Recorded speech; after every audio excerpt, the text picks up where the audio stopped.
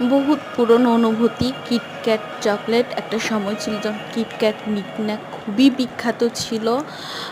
সেই সময়টাতে মিমি চকলেট নামে একটা চকলেট ছিল, সেটাকে আমি খুব মিস করি। যা হোক, এই চকলেটটা আমার বেবিতে চকলেট খেতে খুব পছন্দ করে। তার আগের দিনের সাইজ দেখে তার মিমি আর খাম্মু নিয়ে এসেছে তার জন্য।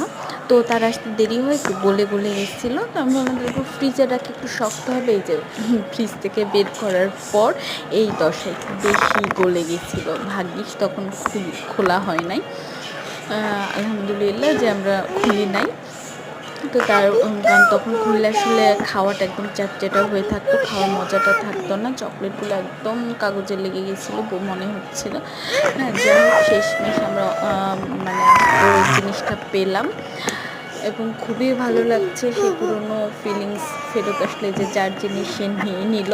দেখে আমি একটু খেয়ে দেখি।